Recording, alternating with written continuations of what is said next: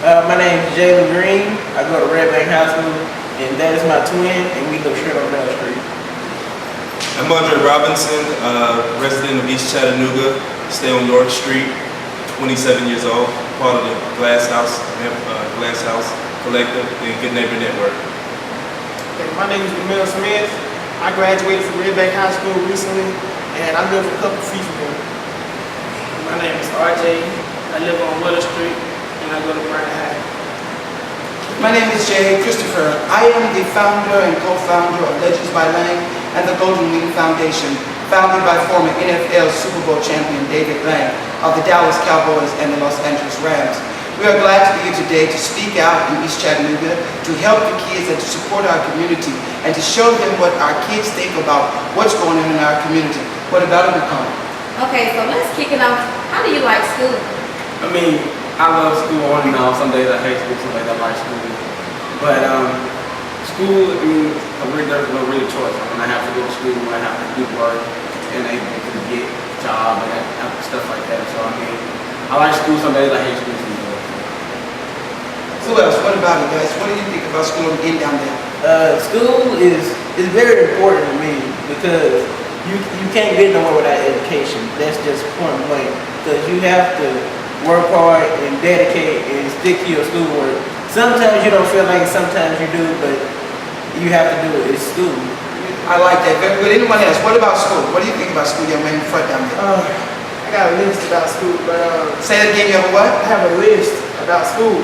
Okay. I think the most important thing about school is to just stand out and to be that person because, you know, like I mean, it just happened to me. It flew by fast. I can remember like yesterday, I was just a freshman. Next thing you know, I'm doing a graduate on history. Oh, that's awesome. So, I think it's very important to be that person, to stand out, because only comes one time, such as like trying for homecoming king, neutral ball king, or yes, being that star player on the team, because some of these kids around here, they just want to be that. Oh, I'm just going to go to school and do my work. No, it's more to it. You gotta go out there. If you wanna be the star player of the team, if you wanna be homecoming king, if you wanna be the best, if you wanna be the principal, the student body of the school, then go do it. Because it only comes one time, and I regret some of the stuff in school. I regret not doing it because it only comes one time. You can't go back to it. You can't run. Very, very good. Anyone else want to expound on school? If not, I want to say this. Just starting off our program, how exciting it is to hear you young men, and I'm not being impartial, but I'm just going to keep it real.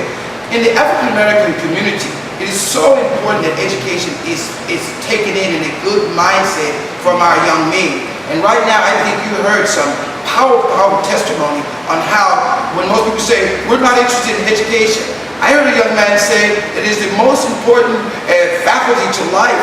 It is your lifeline. I heard another young man say that you have to keep it pushing. Nicole, what else do we want to know about? I'm sorry, let's let this young man report. When we just came playing basketball, it's a lot of people at our school who says they want to be star athletes and do this. Most of the athletes that started there, like LeBron James, Dwayne Wade, and all of them, they had to stay to their education because you can't go nowhere.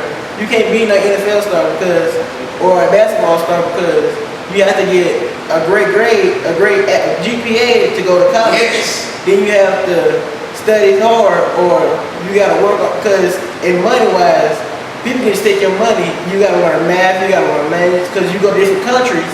When you're a star, they don't know what you're saying. So it's good to know that right now, again, overall, education, both street and school, the two of them together go hand in hand. And that's what we're about to get into in the next topics we're going to talk about. What's the first thing you'd like to talk about in our list? You said the other kids, they're different. Do they get bullied, or do the kids that go to school, do they get bullied? How does that work? Can you say it again? Like, for as bullying, like, do you have an issue? Like, because you are one of those kids that, of course, you expounding so well on education, do you get bullied by it, by the other kids that want to hang out all the time and just go to the gym and hang out on the bleachers and sometimes skip school and do stuff like that? So do you have a problem with that? Bullying has came a long way. Speak up, please. Say that again. Bullying has came a long way. People have learned to work around it. It's not that old school bullying when you see kids sticking as far as when you're sticking up people's heads and toys, it's not like that. It's more like a cyberbullying. Oh yeah, so they're using mine. People nowadays bully about what you wear. When you say cyber, when you say cyber, what do you mean? Facebook, Instagram, Twitter, things like that. It's more like that. It's not that old school one. It just came a long way. Yeah, it's not with education. It's not with education. It's more like what you wear. It's like the person. It's not the personality. It's like what everybody see. What people see other people wear. So what you're saying is, when it used to be in my day, because I'm older than you guys, in my day, it used to be someone would take your candy, or they would try to take your lunch money. And so what you're telling us is, with this new internet, with this new technology, what's happening is we're taking these iPhones and all these computers, and we're manipulating people through the mind, because we're saying things to them over the internet through words, meaning they are cowards anyway. Anyone who would send words over the internet, they are in particular a coward.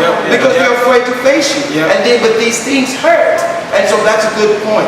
And what else, Nicole? What else? I know you was talking about the dress code. What is the dress code? What's it now? Back in that used to be like uniform, like uniform wear. Like you got everybody was the same. And that is you can wear jeans, leggings, things like that. Depends on the school. Back to the bullying. It would hurt more. It would hurt more if you go to a school that doesn't have a dress code, because you see people walking around what they see on TV. Okay, so you say something that's important. So it's important to have a dress code? It's important to have it. I mean, at certain states. I think, and may I say something? Yeah, go ahead. I think it's important to have a dress code because it teaches structure, and it prepares you for the workplace, because I'm not in school anymore, but I do work in a professional setting where business casual is stressed. Now, recently they did, bring it down to casual wear, but there's still stipulations that go with that. So discipline is necessary. Even all of this discipline is needed. You may wear certain things, but also the attire is still no booty shorts, no things like that. No holes in the band, no recreational wear, should we say? No skin showing. It depends on the school. Okay, so did you guys tell what school you went to? Yeah, let's do that one more time. I think most of the kids attended Red Bank. I'm a branded alumni. And I'm a Kirkland Technical High School alumni. And Carver, you are? I'm a brand alumni too. So all right, so that shows that, and then that shows that we have some diversity here from different walks, because most people know in Red Bank, most of the kids now, the population in Red Bank is kind of balanced at this time. Because I look at, and most people don't know that, because some of the people that our nonprofit works with in Red Bank, they have introduced us to more African American families in Red Bank that I knew there, and a lot of their athletes in all the programs. So it's good to know, but because we are pressing for a little time, I never like to deal with time, but I'm going to throw out about 3 things. And this young man, I'd like you to start out, because we haven't heard from you. I know that you're a little under the weather today, because he's one of the kids who can't go all the time. I'm going to give him a chance to expound. And then I just want to get your honest opinion about things. What do you think about these topics? And we don't have to take them in any particular order. What do you think about violence, gangs, and what do you think are the solutions to some of those things? Starting at this beginning. And if you're in the front, it's all right for you to look into the camera, because we're going to be looking at you, just so your face will be in the camera when you're talking, and it'll come up like that on our footage. So, what do you think about either gangs, violence, or what solutions do you have for them? And would you please say your name first? My name is RJ. Violence is hurting people around the world. Well, it goes with gangs, because people get in gangs because some people get in gangs because they ain't got no life, or their mama hurt them. Wow, very good. So you said violence, one, is all around the world, but gangs relate to violence because of one thing. Because either that person needs something in their life they don't have, their family or their mom is not able to support them, give them the life they need, so they're looking for a support system. Excellent. Next guy, tell me what you think down there. I agree along with this guy, man. Although it starts back at home. home, I mean, like the family is the most important part to the individual who chooses to go out and do that. You know, because you don't have a family at home, no one to connect to. Who else is going to connect to? The first person he sees outside home. So he's looking for a family outlet. Next guy, tell us go down there. What do you think about the three topics? This young man hit it right on the head. Violence and gangs, they go hand in hand because and again, it all starts at home. A lot of times, their parents, well, a lot of times, especially, in the African American home, just not to put out one, but, it's a single parent household. So, the mother's working maybe 2 jobs just to put food on the table and pay the bills. So the children, they go out and they look for that love in the streets. And unfortunately, Comes in the wrong form. it comes in the wrong form, gangs, they're recruiting kids 12 years old, and the only solution to it really is for parents to just be more involved, stay on top of the children, but also, for the community. Because again, back when you were growing up, I'm sure the community raised the children. You better believe it. So now it's more so, that's none of my business, that's not my child, and we can't have that approach if we want everyone to win the child. Nowadays, it's going straight to elementary schools now. Yes, So, yes. Oh yeah. The gang, Yes. That bad. 12 years Okay, old. so what is a gang? Is a gang something that's good? Is it No, a something gang- that's like a brotherhood, sisterhood? It could. It's a gang to me is a group of people looking for a man. Exactly. One person that's ahead is looking for a man, because if you're a single parent household, they ain't got a man in their life, so they went to a gang To get a man over Exactly. there. Oh, that's so awesome. Now, let's expand that. I want to touch that because that right there, you just said more than anyone in this room could have imagined would come out of this room. You said that they were looking for a man. And in saying that, again, it goes back to the responsibility of not just the African American man, for every man in every household, because this is the definition of a real gang. We are a gang of people sitting on this stage. Yes, we are. The police is a gang. A corporate office is a gang of people. Everywhere you go, you can consider and form yourself as a gang. But the difference between a gang and people reaching out in their life is a simple communication. Reaching out to each other, speaking like we're speaking. Even though today, I tell Nakara, she wanted us to have a dress code which was excellent. And we will work toward dress codes. But when you're trying to build a community and bring people together, the first thing you want are bodies that are speaking, that are responding and giving us some insight. So that's excellent. Let's talk about that violence. What about violence among women on women, homes, men and women, domestic? What do you think about violence in the home? That violence. It's basically just misplaced emotion. Very good. Yes, come on, tell us about it. A lot of times people don't know how to express themselves in a healthy manner. So sometimes they lean towards violence, that's physical, verbal. Violence comes in many forms. So it's not just physical, it could be emotional, it could be all of that. But what we need to do as a community is get together and provide some healthy outlets for our youth. Yeah. And that's what we're doing with the Glass House Network and Good Neighbor Network. We're trying to get a lot of our youth off the streets and do something positive, and this right here is a prime example, because, these are all young people up here. Yes.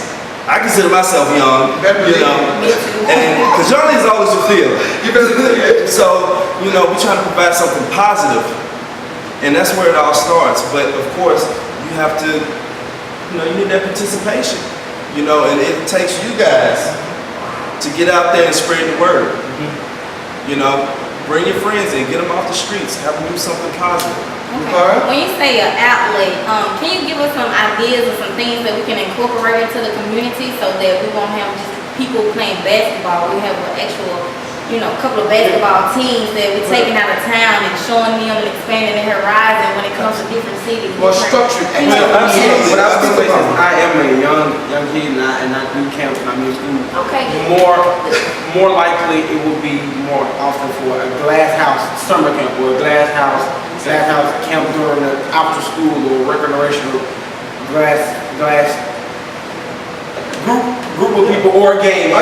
Come together and also have fun. Not only play basketball, not only do all types of activities, dodgeball, or go swimming as a group, or do things together so that way it's more of a camp thing, not just one in and out, kids coming in and out. Yeah, well, like real activities. Yeah, actually feel like you're being more structured. I'm sorry. Go ahead. Yeah, absolutely. And actually, we do, because that's what this building is here for. You know, we have Seven who teaches graffiti art. We have Miss Rebekah who does the dance. Graffiti? You say graffiti? Graffiti art. Okay. Yeah, it's an art. Okay, so it's the way you use the graffiti. Exactly. Yeah. Just like you said, a game. This is what you do with it. And again, just going back to the outlets, that could be a positive outlet. You were asking for an example. You could get together a group of young individuals and we can, clean up the neighborhood, pick up trash, do something good. Because what we want to do is clean up this neighborhood and show people that we're worth investing in and bring those businesses back to Glass Street, because we have a lot of vacancies. All right, so Lakara, in wrapping this session up right here, let's give a brief summary. Would you like to start with the summary and me to close, or would you like me to start and you wrap it up? All right, again, we are in East Chattanooga, and we are hanging out at the Glass House, where we have learned there are many community projects available through this facility. So we encourage you to come out and get to know about the dance company, get to know about the different art and art galleries in our community. But most of all, what we really want you to take away from this session is, look at what you just heard. You heard from some young men from all across our city who have all said one thing.